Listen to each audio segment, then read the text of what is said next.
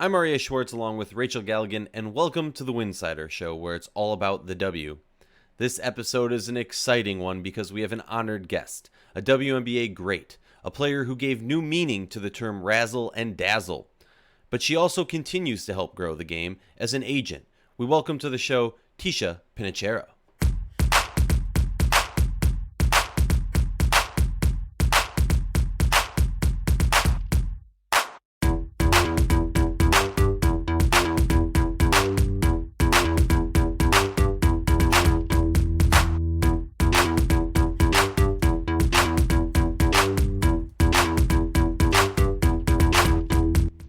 If you like our show, please consider joining our Patreon community, patreon.com/Winsidr.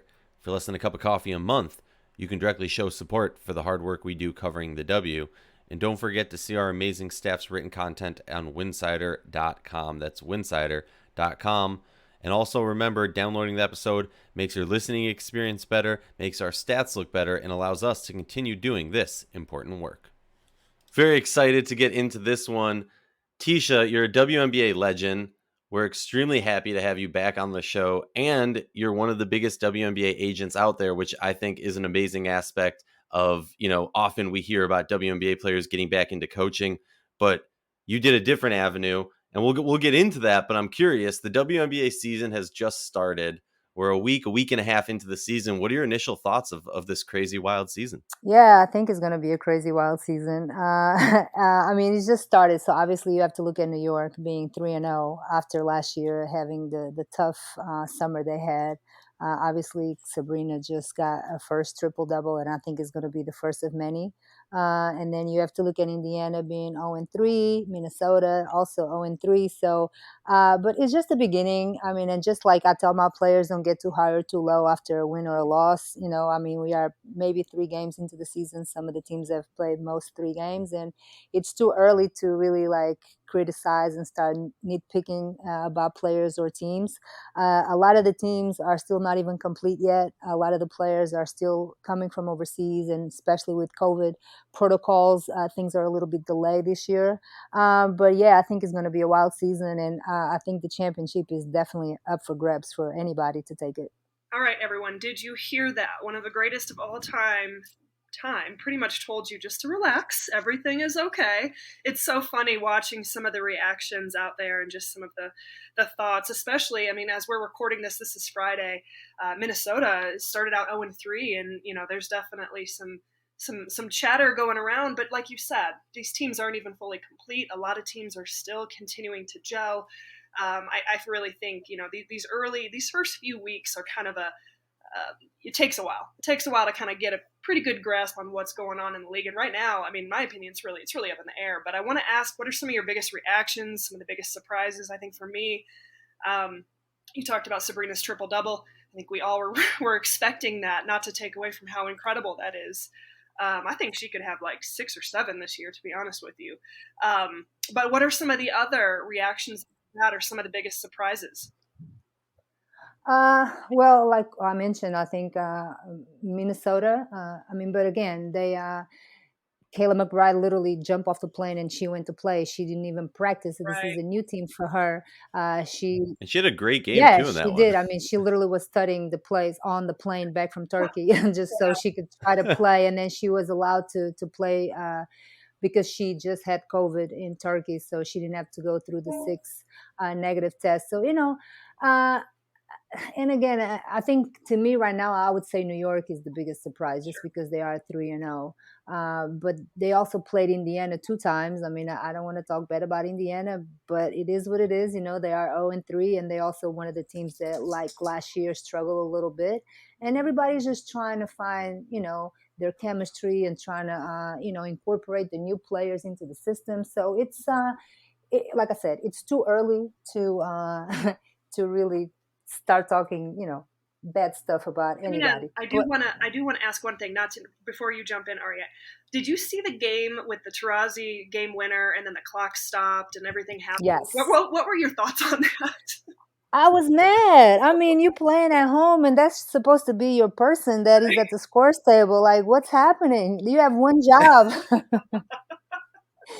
you have one job, and I mean, as a player and as a coach, you always say play the whistle, right? So there was no whistle, so the players kept playing, but at the end of the day, it was very confusing. And I mean, what I thought it was going to happen is exactly what happened. They brought out the stopwatch and they figured it out.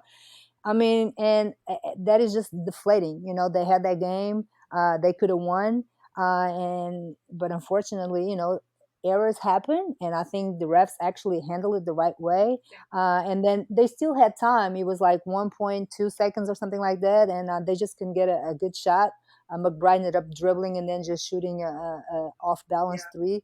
But yeah, I would have been mad because you know we playing at home, like that's supposed to be your scores, people, and you know they just didn't press the, you know, they pressed the button when they shouldn't have pressed, and obviously then you leave it up to Terasi to make a shot, and you know most likely she's going to do it. If you give her 6 seconds, she's gonna make the shot. If you stop the clock so she has unlimited time, she's definitely gonna make. For me, like the more frustrating thing, and I'm actually curious your take as a player. I think I asked Rachel this in a reaction episode, but the time that it took for them to bring out the stopwatch and do all of that, what do you do in that time period as a player to not cool off and kind of like you just played a whole game and you know what I mean? Like if you stop shooting for 10 minutes or whatever, is there anything, did you have any tricks when you were a player to, I if there was mean, ever like a, yeah, stoppage? I guess you could do some jumping jacks. I don't know. You just try to stay active, especially for the older players. You know, like you get cool, like you get cold, and then it just takes a while for you to get back. But yeah, I mean that was unfortunate, but I knew it was going to take a long time because sometimes you know when they go back to the scores table to check a foul or you know whose possession is it, and they take 10 minutes and everybody sees it in 10 seconds. So I knew, I was like, okay, this is going to be an hour until they determine, you know, what happens. Well, take us through what this time of year is like for a player in the WNBA. You're still gelling with the team. What are you focusing on and off the court? What are practices like? You know, obviously it's different for a player who wasn't there for training camp like Kayla McBride or a player who was there for training camp. You know, kind of talk us through this period of time early in the season for a WNBA player. Well, I think this is the most important time just because, you know, everything is new. Like you have to really study the other players, the other the scouting report is super important because you're playing these teams for the first time. So a lot of the new players in the league, they're not familiar with the players. So you know, paying attention to the scouting report and watching film is definitely important. I mean, and then you have the players that play plus 30 plus minutes and they can't really go hard in practice, but the ones that don't, they really have to stay, you know, locked in and make sure they don't lose their conditioning. So it's different for different players, you know. And then you also have the rookies that are just trying to make a name in this league, and they can't relax, you know, because nothing is guaranteed here. I mean, you really think, oh, I made the team, I'm good, and then next week you get cut and they're going to bring somebody else. So, you know, if you have 11, 12 player roster, it's different for everybody. And the most important thing is that you know your role and you know. One thing for me as a player that I had to learn, it was to learn how to relax, and to sometimes I had a day off and really have a day off and just disconnect from basketball, not do anything, and just really uh, you know, do something fun and just get away, because sometimes it can be overwhelming, especially if you also played overseas. Hmm. You also need that mental break, and not just the physical break, but you also need like a little mental break. Yeah, that's a good point, and something I don't think we talk about enough. Just being able to step away and take some time away from the game, and keep yourself in a mentally, sane spot. Mm-hmm. It's year round for so many of these women, and so that's a really good point. I want to talk a little bit about free agency. Let's back it up a couple months. Obviously, you are an agent. You've been doing a phenomenal job. Your name is really blown up in terms of just the work that you do, and we obviously love all the work that you do. I Thank want you. to talk about free agency. Really, I mean, that's changed a lot the last couple of years in terms of all the movement we see. From your perspective in general, what is it like being an agent during this time where there is all this movement? Are there some years that are a little more stressful than others for you? Yeah, depending on many free agents you have each year. So for me, this year was actually, I didn't have many players that were free agents, but I had big time players that were free agents. So I had Alicia Clark, Ariel Powers, and Kayla McBride. So those three right there, I mean, they were a hot commodity, and a lot of teams were interested. So free agency, I literally was on the phone for like all day, Mm-hmm. because you have 12 teams and everybody's calling you, because until that player decides, where they want to go, and, until it's, because there's a period, between January 15 and February 1st, before the players can sign. There's a lot of, teams trying to pitch the fact that, okay, that player should play on my team and this is why, and then I have to listen to it, I have to communicate it to the player, and then it's a lot of back and forth, and really, I advise the players. I have great players that actually respect me and they respect my opinion, so it's a lot of back and forth, and at the end of the day, I give them advice, but they're the ones that have to make the decision, and sometimes the decision is tough. I mean, I'll give you Alicia Clark, for instance. Everybody would call me, but I know she's not leaving Seattle, and I was like, actually, Yeah. she might be. So yeah, it was cool, but it was also a little bit overwhelming for me, because I was like, okay, I literally have to stay connected to this wall because my battery is gonna die, so I have to stay right here, because it was one phone call after another phone call, but it worked out. I think all of them move, so Powers was in Washington, she went to Minnesota.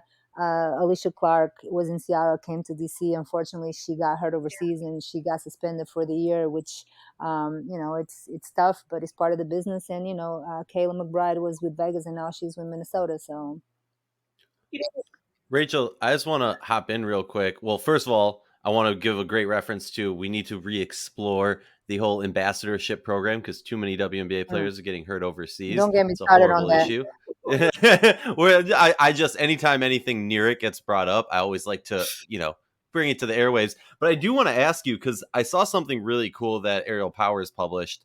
Um, I don't know if it was after she signed with Minnesota or if it was part of the pitch to bring her on, but she's a big gamer and they Mm-hmm. had sent her like a custom controller. And I'm curious for you, obviously you were in the W and now you've been around the players. What are some of the cooler like pitches that teams have kind of given to try and pull players in? Because I think, we saw I'm sure you saw Chelsea it because Gray. you're, yeah, the Chelsea Gray video, the movie, the documentary, all of that. Like, do you think it's changed over the years? Are there any cool, interesting stories you have of that? Or I'm just I mean, curious your I think thoughts. it has changed, and I mean, you see it in the NBA, and the only problem is that these women sometimes don't have the chance to really like have the teams pitch something and do something special for them, because guess what, they overseas playing, so I Mm, mean, and Powers wasn't, she actually was here, and they did that for her, and and takes a little bit of research and then really knowing like who you are off the court, the things that interest you, and then you can really make a player feel special, and Minnesota did that. I think they did a really good job, not just with Powers but also with McBride. And at the end of the day, you want to feel wanted. You want to be going into a franchise that really respects you, that really wants you to play for them. And when you feel that love, I mean, I think that's great. And with Chelsea Gray, I did watch the YouTube documentary, or whatever we want to call that. And she had a chance to actually go to Vegas, and they had a chance to court her around and show her a good time, and and give her an idea of what they could offer her. But a lot of times, they finish the WNBA season and in 7 days they have to be overseas, and then they come in late. So when our team's going to be able to do that, unless you do it mm-hmm. virtually, but yeah, I mean, it was great, and I think Powers, when you talk about gaming, she's the number one person that can really. I mean, it's a job for her too. It's just like she's a WNBA player, but she loves that gaming stuff. I don't know anything about it, so let's not talk about that before I say some crazy stuff. But yeah, Minnesota did a great job in recruiting both of those players for sure. I just want to make a point, and you might have some follow up thoughts with this, but being an agent who had the career that you had, anyone who doesn't know your career is living under a rock at this point, but do you find that it is an advantage or a disadvantage? Because I feel like in my mind, like it would be incredible to have an agent who's done it, right? Like who's has that legendary status, who's walked in my shoes, experienced what I've done, has experienced obviously international life at your core. hmm Or are there players who think that they know better than you?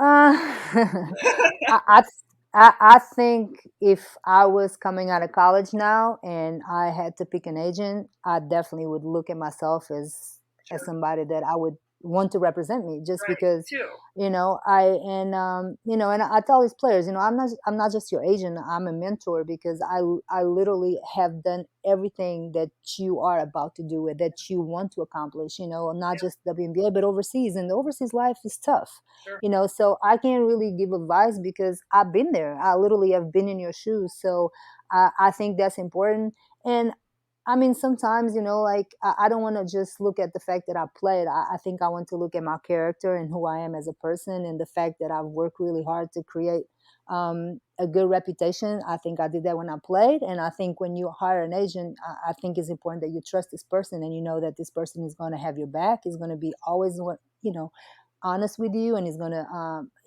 keep it real with you.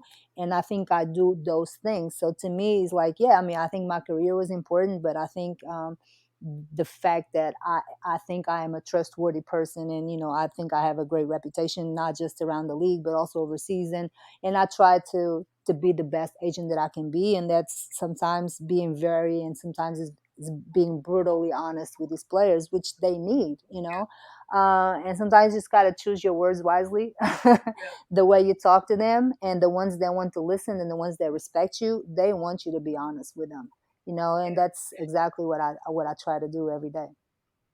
Well, I think I speak for everybody in the world when we say that we appreciate the mark that you continue to leave on women's basketball in every single aspect. I do want to say, I mean, you spend a lot of time in Miami. You spend a lot of time in DC. How often are you able Hmm. to get up to games? I mean, obviously we're kind of post COVID year, hopefully a little bit more this time as things are opening up. But I saw a really cool photo of you and quite the crew Hmm. the other night up in DC.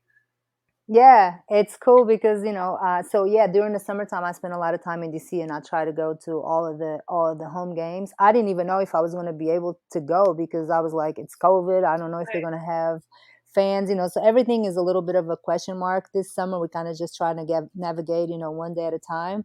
And yeah, when I knew like Tina was in the game, Nakia Sanford saw me, so she texted me, and then when I was coming out, I saw like basically the whole Maryland and crew, like with Marisa Coleman, and then Crystal Langhorn, and then Monique Curry was there. So it was really cool because it's funny. Like when I look back, I retired in 2012, so it's been like I've been retired and I've been an agent now for like 9 years. But when you see all those players that you played with or against, and now they back supporting the league, and it's great. I mean, I think we are so proud of the WNBA, where the WNBA is right now. I mean, it is the 25th anniversary, and I cannot believe the WNBA has been around for a quarter of a century, and to really be to see each other. And after COVID, you're just happy to see people, and when you see familiar faces, it was pretty cool. And we were about to leave, and I said, no, no, no, no, we have to take a picture. Uh-huh. Nobody leaves until we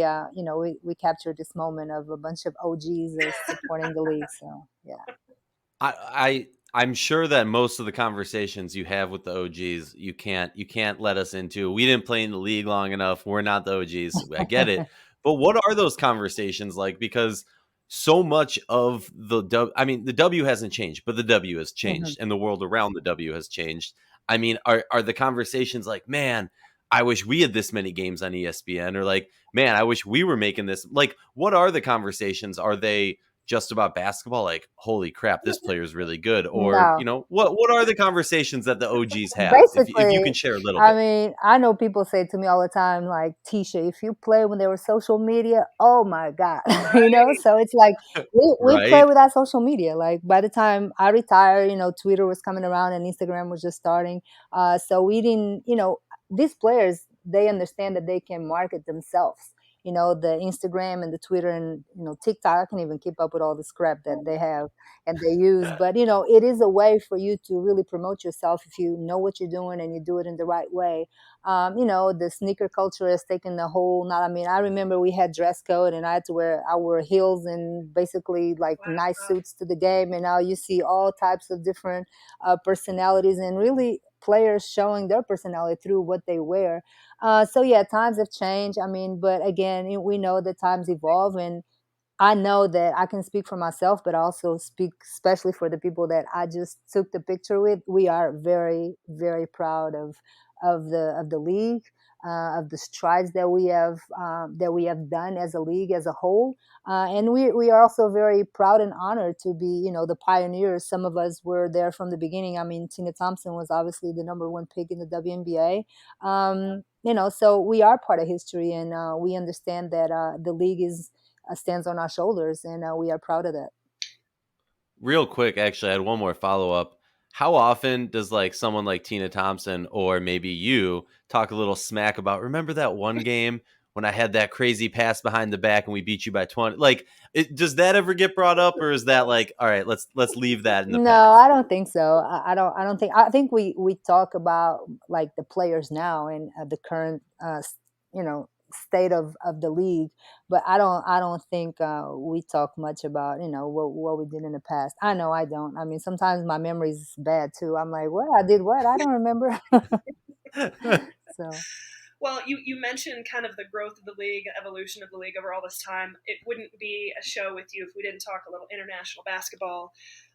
Obviously, I mean, just talk about this draft in general. There were like 3 or 4 19-year-olds that were drafted this season, and I just kind of want to get your thoughts in general, also about the collegiate game as well. I mean, we've seen a massive shift of a lot of schools going to recruit a little more internationally. We've seen, I mean, the international game has always been involved in the WNBA, but and this year in particular, a lot of really young players were drafted.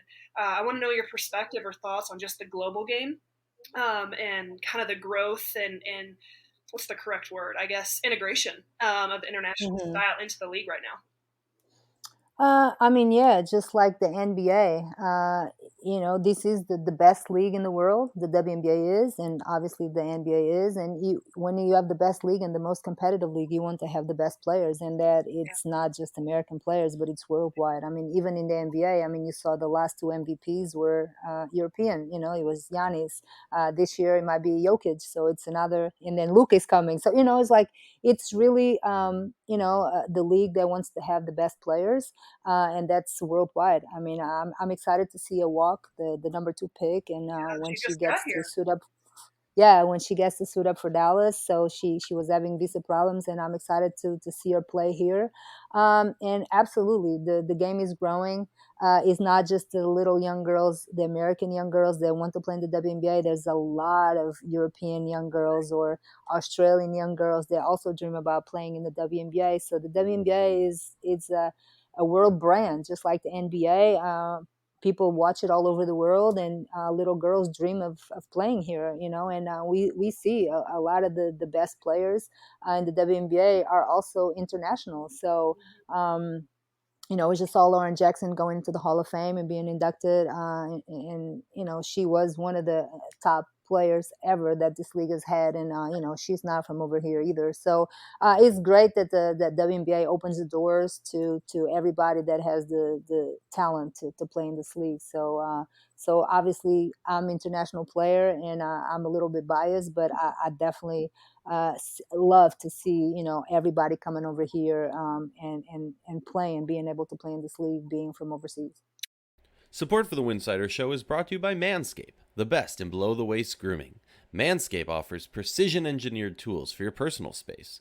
Manscaped just launched their 4th generation trimmer, the Lawnmower 4.0. You heard that right, 4.0.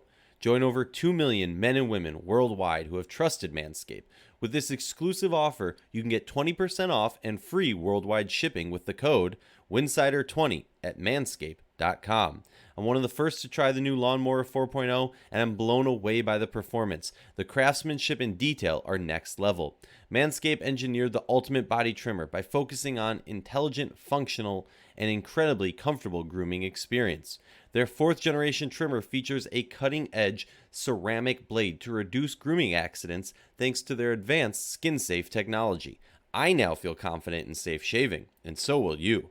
The Lawnmower 4.0 even allows you to customize your trim through additional guard lengths, sizes 1 through 4. And did I mention wireless charging? The new wireless charging system helps the battery length last longer. Get 20% off and free shipping with the code WINSIDER20 at manscaped.com. And trust me, you won't regret this. Another hot topic, expansion. I feel like I Mm. can't get on Twitter without seeing somebody talking about expansion. I know there was a coach, correct me if I'm wrong, I want to say it was James Wade. I'm sorry, James, if I get this wrong, but he made a comment about you've got to take care of your existing product first before we can begin expansion. Not saying that it wouldn't happen, but there's things that needed to kind of be taken care of first before we expand. What are your thoughts on expansion? Where do you think it's most likely to happen, and when do you think it could happen? I wish it would happen yesterday. In Sacramento, maybe. Yeah, I mean, for sure. I would love to see another team. If not in Sacramento per se, like around in the vicinity, maybe Oakland, maybe, the Bay Area, somewhere where actually the Monarch fans can go to a game. I know they're still heartbroken from when the team folded back in 2009. Right. I was heartbroken and I'm still feel some type of way about it. So, and I know there's a lot of people uh, over on that side of the country that would love to have a team close by again. So, and I would love for the league to expand to at least two more teams. There's a lot of players that unfortunately get cut and they don't get a chance to play in this league. And there's too many good players that don't have a job right now. And we just, I mean, some of the teams are not even carrying 12 players. So I know we just watched a documentary by Shanae that it was 144. We're not even at that number right now, Mm, because of salary cap right. issues. So yeah, I would love for the league to expand. I mean, but we do have to do it at the right time and we have to do it at the right place. So we don't just expand to folds again. So it has to be something solid. It has to be an owner that really wants a team there and then is ready to invest and to really put in the dollars to make it work. So yeah, I think the Bay Area would be probably one of my first choices. And then I heard that Canada would like to get into the bidding and maybe get a team up north. And I mean, we have so many Canadians that are successful. They're playing the WNBA right now. Kia Nurse, Bridget Carlton, Natalie Chong. I mean, there's a lot of good Canadians, a great product, and maybe for a team to go up north, they'll be great as well. Yeah, and there's so many aspects to it. First of all, I'm biasly against another West Coast team because then I have to stay up till like 2 a.m. every day I'm again. all for it. Let's go. Give me one Well, because you're the perfect time zone, Rachel. It's not even fair. But there's actually, this is an idea that hasn't gotten a lot of attention, so I apologize for just springing this on you. Um, but one of our writers, I always want to give him credit, Jeff Maglicetti, he spoke about, I guess in the XFL, which I know nothing about, what they did was they had it was called the ninth team. And essentially it was a team, it had a coach, they didn't play anybody, but they were essentially like a G League team that anytime a team in the league needed a player, they could take it from that pool. It was easy for them to get tape of their practicing. Obviously, there's many elements of like how do you decide who gets on that team or whatnot. But the more and more I think about it, the more and more I feel that like that maybe I'm too short sighted, or maybe I'm not dreaming big enough. But I feel like that's a great idea where we can, we've heard all this conversation about the middle class of the W, about a lot of great players being cut and just salary cap and all these different issues. What are your thoughts on like a basically like a practice roster that the league would easily be able to pull from? And then also with COVID, I know in my mind, at least, maybe I'm completely wrong. Feel free to tell me I am. But in my mind, that might like alleviate some COVID concerns of like, if we bring this player on, then we need a 6-day waiting period before they can actually join the team and this, and that. Any thoughts on that? Or am I just going on a crazy rant? Well, I mean, at the end of the day, players like to practice, but they want to play. And if you are on just one team and you really don't know if you're ever going to get the being called up or you have an opportunity to play, I would love for if we don't get expanded, at least if we can get a G League, and even if it's not with 12 teams or whatever, where the players that don't make the roster can go but still compete and still practice, but they'll play, and then maybe being called up, it's something that is a little bit more realistic. So yeah, Hmm. I think there's a lot of room for improvement. At the end of the day, I think about it, like how many players retire per year? Like not that many, maybe one. How many players do we get in the draft? Like 36? Right. So it's just not enough players retire for new jobs to be created. There's no expansion. Hmm. Is the same roster spots, or if we at least go to 13 roster spots, that creates one more job, per team. So, I mean, there's a few ideas that a lot of people have. At the end of the day, I just hate to see a Megan Gustafson or Kathleen Doyle or, being cut and not being able to stay in this league when I know they have the talent for that. So and a lot of players' dreams get shattered when they get drafted, and then sometimes they don't even go to camp because Mm-hmm. there's only 15 players can be a camp. So Hmm. so I hope that soon and or sooner rather than later we are able to create a little bit more options for the talent that we have these days in women's basketball. Deladon is out. Maisha just got back. I don't think she's playing tonight. I think she's out until they're really struggling, especially in the post. The last game wasn't pretty against Phoenix. I don't know. I want Washington to win just because I want all the teams to kind of be close. But I don't know. Flip a coin. Okay, I'm gonna go with Washington. Everybody okay, I'm gonna go with Washington. All right, I'm gonna go New York. I think they're starting the season 4-0. Yeah. Ooh, I'm sadly gonna have to go with Liberty, but I agree with Tisha that I would love to see the Mystics pull off a win. And also, I did see some spurts. I was loving some 1-2 game from Tina Charles and Natasha Cloud. I'm excited to see how they kind of progress their 1-2 punch throughout the season, and hopefully when they get some more players back. The next game, by a few hours, is the Connecticut Sun versus the Phoenix Mercury, a repeat of a recent game. This is a toughie. I'm going first on this one just because I am obsessed with seeing Dwana Bonner and Jonquel Jones on the same team playing together. Connecticut Sun. Tisha, you're next. Yeah. I mean, it's hard to always go against Terasi because she's Right. still amazingly I don't know how she does it, but yeah, I'll go with the Connecticut Sun on this one. All right, I'm gonna go with Rachel. Phoenix. I think Connecticut has been so dominant on the glass. I think Phoenix is going to come out, maybe make some adjustments, maybe get hot offensively. I think Phoenix is due for a win over the Sun. Phoenix is my answer. I love it. Hey, big props to Coach Sandy. I think she's amazing. Let's talk about the Sparks versus the Aces. I'm definitely passing this one off to Tisha first. Sorry, you go first on this one. So Chelsea Gray going for a triple double. Right? I'm going with Vegas on this one. But it will be. I'm glad because I'm supposed to go to the Mystics game, but I should be back home to watch this one. Hopefully, I won't fall asleep because 10:30 start. Oof, that's rough for an old lady like me. But it should be fun, to see Chelsea Gray go against her old team. So I'm with you on that one, Rachel. I gotta agree. Ooh, well, sorry, LA. Tisha, thank you so much for joining us. Next time, we'll have to. I'll surprise you at the Mystics game. Well, no, we can't see each other because of COVID protocol. But I'll see you from across the room, and I'll wave at you, and I'll say, "Hey, we got those ones right." sounds good. All right. Sounds good. Thank you everyone for tuning in. Tisha, wish you the best of luck as the rest of the season continues on. Looking forward to your commentary on Twitter. Always love it. And thank you everybody for tuning in. We appreciate it. Well, thanks for having me. You guys know I always can count on me to talk about basketball, especially women's basketball. And thank you for all you do covering women's basketball in the WNBA. We definitely appreciate it.